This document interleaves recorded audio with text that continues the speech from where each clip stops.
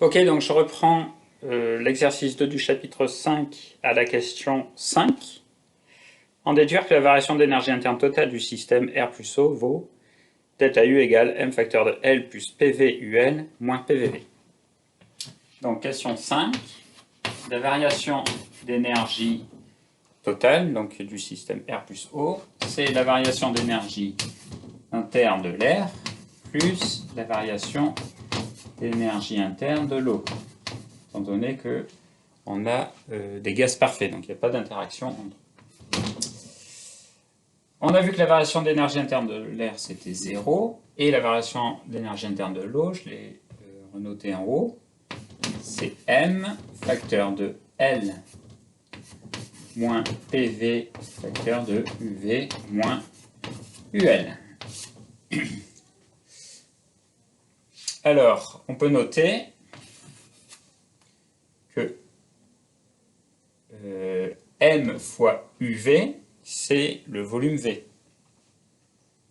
Or, V est égal à M fois UV. Donc, on peut écrire comme ceci la variation d'énergie interne. C'est M, L, je vais mettre en facteur, plus PVUL, et moins PVV. Voilà, donc on a bien ce que l'on cherchait à démontrer à la question 5. Question 6, en déduire la quantité de chaleur échangée avec l'extérieur, Q, en fonction de M, L, P0, V0 et le rapport UL sur UV. Alors je vais effacer.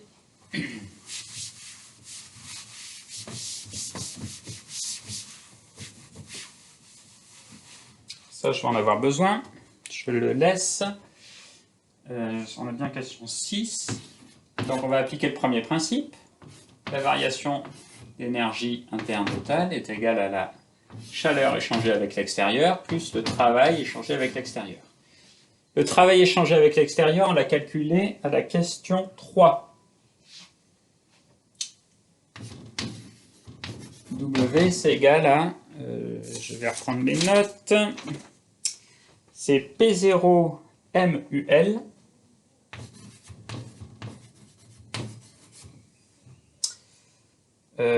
moins PVV.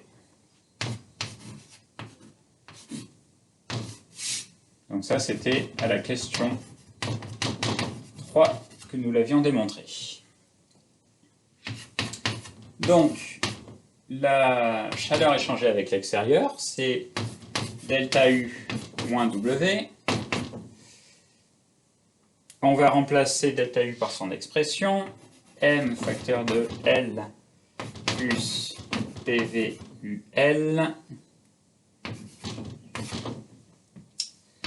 moins PVV. Et on va soustraire le travail. Donc ça va faire plus PVV et moins P0 MUL. Évidemment, ces deux termes vont s'annuler. Et il va rester ML plus, alors, PV MUL moins P0 MUL. Je vais effacer ça.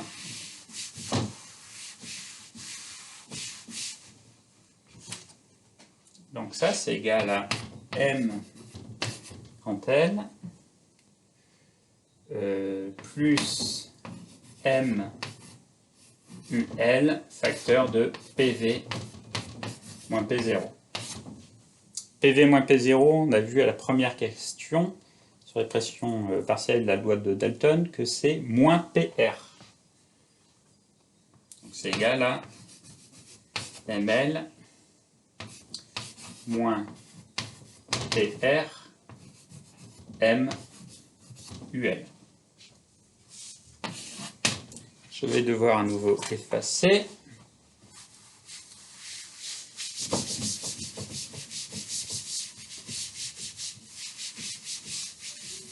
Donc on nous demande, en fonction de M, L, P0, V0, UL et UV. Donc là on n'y est pas encore. On avait noté déjà dans une question précédente que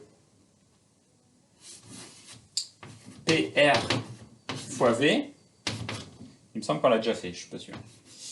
PR fois V, c'est égal à MR RT, et c'est aussi P0, V0.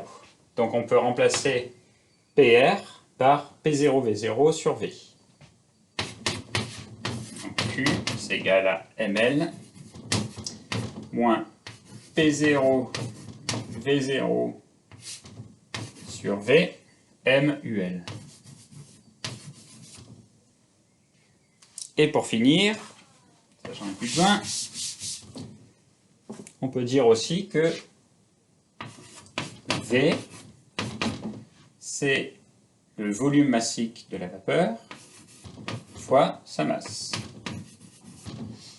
Donc on va remplacer V par M fois UV, et on obtient au final Q égale ML moins P0V0 UL sur UV. Et c'est bien en fonction des paramètres que l'on nous demandait à la question 6, que l'on a déterminé donc la chaleur échangée. Question 7. À l'aide des valeurs numériques données, expliquez pourquoi on peut réduire l'expression précédente à Q environ M fois L. Alors, j'ai fait l'application numérique. Quelque part, j'ai M fois L égale 223 kJ. Ici, j'ai 223 kJ. Et P0V0 UL sur UV, c'est à peu près 8 joules. Ce terme, il fait 8 joules. Donc, évidemment, il est complètement négligeable par rapport à M fois L. Donc, on pourra réduire Q, la chaleur échangée avec l'extérieur, non, à M fois L. Ok, on va passer à la question 8. Je vais effacer ici.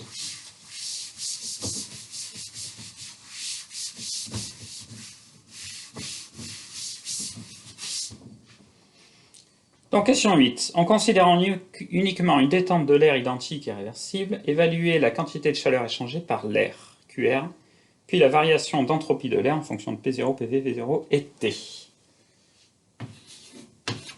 Donc, si c'est l'air qui passe d'un volume V0 à un volume V, de façon réversible, on nous demande QR, la quantité de chaleur échangée. Donc, je vais écrire, on cherche QR. Alors, si on écrit le premier principe, dU de l'air, la variation d'énergie interne de l'air, c'est d rond QR plus le travail échangé par l'air. Et vu qu'on est à température constante, dU, c'est égal à 0. Donc, d rond QR, c'est égal à moins le travail échangé par l'air. Et le travail échangé par l'air, c'est PR fois dV, vu que la transformation est réversible. Donc, ça sera ici, je vais l'écrire, moins PR, fois la variation de volume de l'air. conclusion, QR, c'est l'intégrale entre l'état initial, donc V0 et l'état final V, de PR fois dV. Donc il reste ce calcul à faire. On va le faire au-dessus.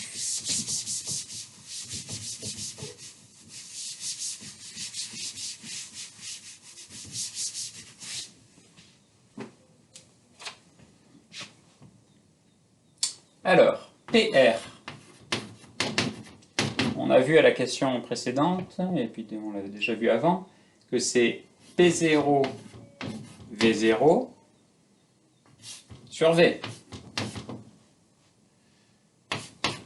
Donc QR, c'est l'intégrale V0 à V de P0 V0 dV sur V.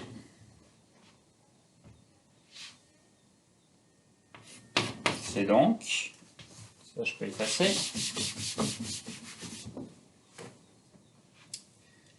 donc QR, c'est égal à P0 V0 ln de V sur V0. Alors, on nous demande en fonction aussi de la pression de vapeur saturante. Donc, on va revenir à la première question. On avait montré que V c'est égal à V0 P0 pur sur P0 moins PV. Donc, V sur V0, on l'a tout de suite. Et QR, c'est égal à P0 V0 ln de P0 sur P0 moins PV. Voilà la chaleur échangée par l'air dans cette transformation réversible.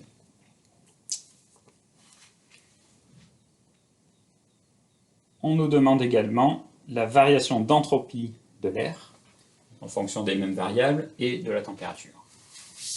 Donc je vais effacer ici. Donc la transformation étant réversible, la variation d'entropie de l'air, c'est égal à QR sur T. Pour être précis, ça veut dire que la variation infinitésimale d'entropie DSR, c'est l'errant QR sur T. Et T étant une constante, la variation d'entropie de l'air, c'est QR sur T. Donc c'est égal à P0 V0 sur T ln de P0 sur P0 moins PV. Et nous avons ici la variation d'entropie de l'air. Ensuite, en considérant, question 9, l'évaporation de la masse M de l'eau, évaluer la variation d'entropie de l'eau. Alors, question 9.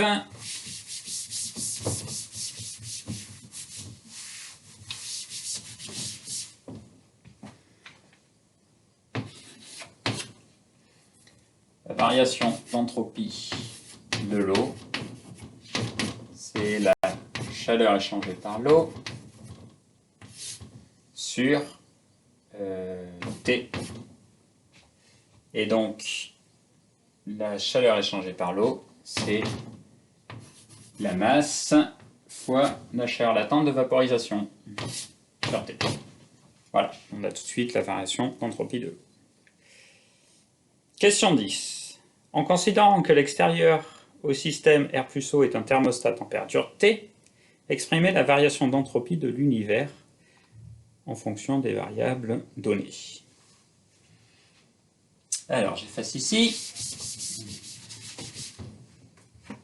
Question 10. On a notre système qui est composé de l'eau et de l'air humide. Et donc, on suppose que l'extérieur est un thermostat à la température T. Donc, on nous demande la variation d'entropie de l'univers. La variation d'entropie de l'univers, c'est égal à la variation d'entropie de notre système, plus la variation d'entropie du thermostat.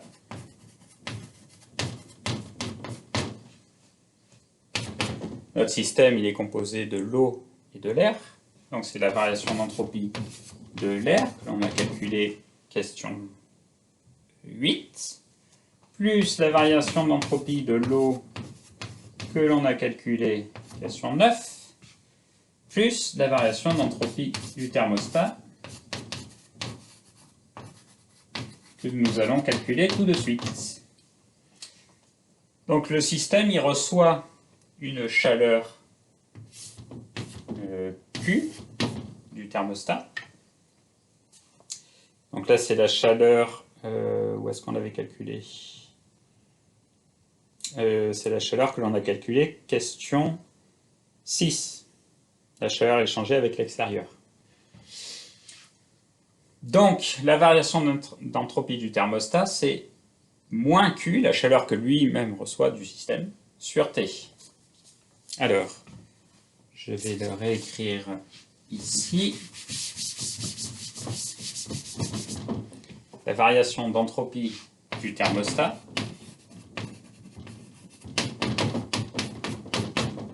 c'est égal à moins Q, chaleur échangée avec l'extérieur, sur T.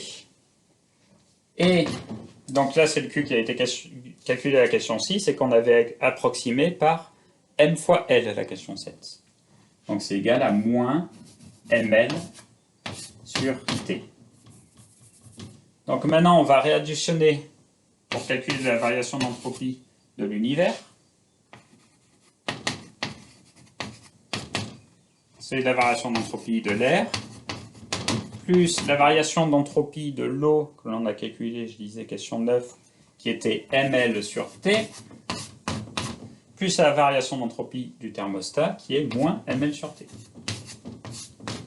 Donc évidemment, ces deux termes s'annulent et la variation d'entropie de l'univers est égale à la variation d'entropie de l'air.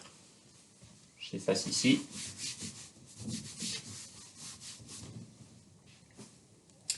Variation d'entropie de l'air que l'on avait calculée, je reprends son expression.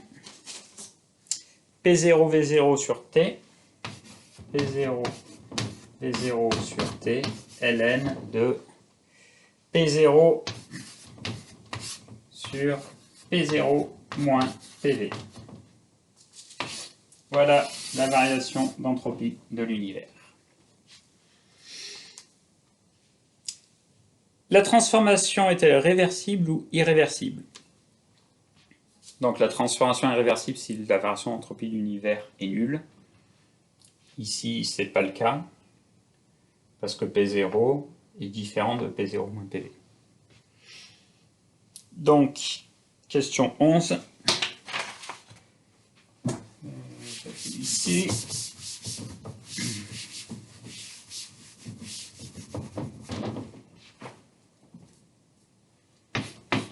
Question 11.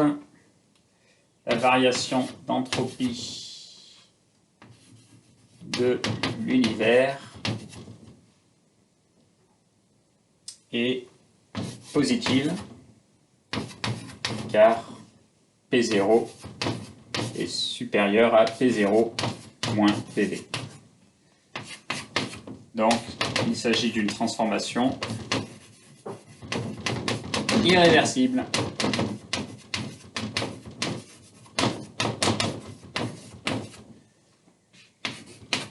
On termine avec la question 12. Évaluer numériquement delta S. Il faut faire une petite application numérique et on obtient 40,8 joules par Kelvin.